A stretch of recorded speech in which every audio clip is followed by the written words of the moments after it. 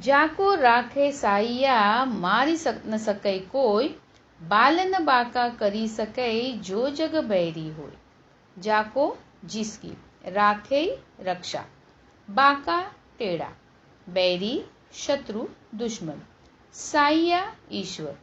संत कबीरदास जी कहते हैं कि जिस पर सर्वशक्तिमान ईश्वर की कृपा होती है, जिसकी रक्षा ईश्वर स्वयं करना चाहते हैं, उसे कोई भी मार नहीं सकता।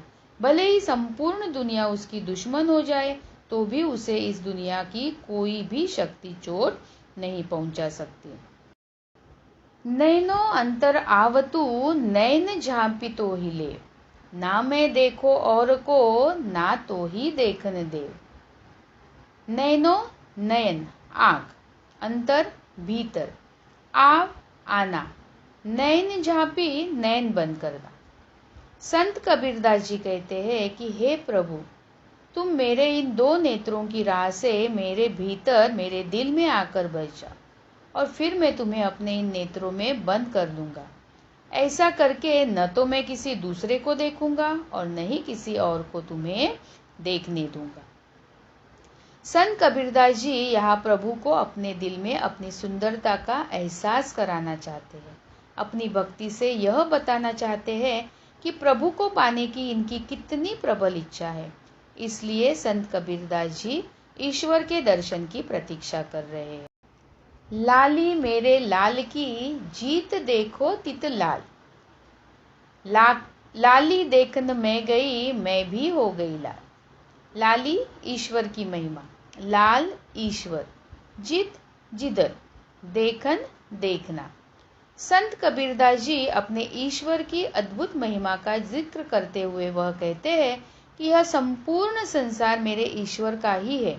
मेरे ईश्वर की मैं पूजा करता हूँ और जिधर भी देखता हूँ उधर मेरे लाल ही लाल नजर आते हैं। एक छोटे से छोटे कण में भी, एक सूक्ष्म से सूक्ष्म जीवों में भी मेरे प्रभु का वास है। उस जीव को देखने पर मुझे लाल ही लाल के दर्शन होते हैं और नजर आते हैं। जब मैं मेरे ईश्वर के इस अद्भुत महिमा को देखता हूँ तब मैं भी उसमें घुल मिल जाता हूँ।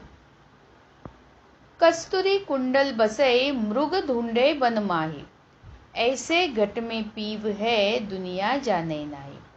कस्तूरी ऐसी सुगंध जो हिरण की नाभि से उत्पन्न होती है। कुंडल नाभि, मृग हिरण, पीव ईश्वर, घट देह। संत कबीरदास जी यहाँ अज्ञानता का वर्णन करते हैं। वह कहते हैं कि मनुष्य में इस प्रकार अज्ञान छुपा हुआ है कि उसे खुद को पता नहीं है कि स्वयं के अंदर ईश्वर का वास है, और उसे ढूंढने के लिए बाहर यहाँ वहाँ चारों ओर घूमते भटकते दिखाई देता है।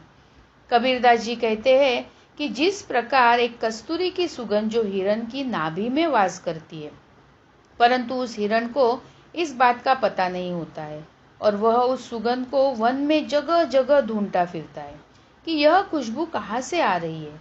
इस खोज में वह वन वन भटकते भटकते मर जाता है, मगर उस कस्तूरी की सुगंध को नहीं ढूंढ पाता। उसी प्रकार ईश्वर का वास है कि प्रत्येक मनुष्य में है, फिर भी वह ईश्वर को यहाँ वहाँ ढूंढता रहता है। जिन ढूंढा तिन पाइया गहरे पानी पैठ, जो बौरा डूबन डरा रहा किनारे बैठ।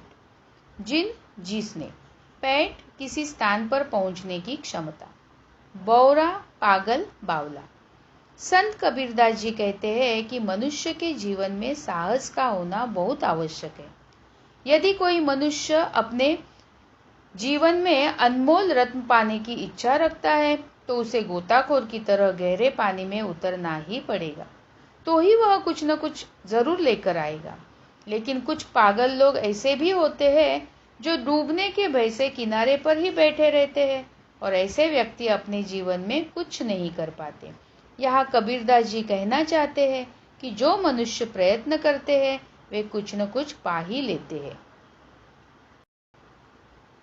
जो तो को काटा बुवई तो ही बोऊ तो फूल, ते ही फूल को फूल है बाको है त्रिशूल। तो को तुम्हारे लिए, बुवई बोना, त्रिशूल त्रिशूल। संत कबीरदास जी कहते हैं कि जो तुम्हारे राहों में कांटे बोए तो भी तुम्हें उसके लिए फूल बोने चाहिए। इससे तुम्हारे बोए हुए फूलों से तो तुम्हारा आंगन महक उठेगा, परंतु उस व्यक्ति को कांटों के बदले में त्रिशूल का कष्ट मिलेगा और उससे उसके जीवन के यातनाओं से उसका जीवन भर जाएगा। कबीरदास जी यह कहना चाहते हैं कि जो व्यक्ति तुम्हारे जीवन में परेशानी या मुसीबतें खड़ी करेगा, तो भी आप उसके साथ अच्छा व्यवहार कीजिए। इससे तुम्हारी मन बुद्धि शांत रहेगी और उसने आपके साथ जो भी बुरा व्यवहार किया है उसका फल तो उसे जरूर मिलेगा। हर एक व्यक्ति को अपने जीवन में दूसरों का भला ही करना चाहिए, तभी हमारा जीवन सुखमय हो सकता है।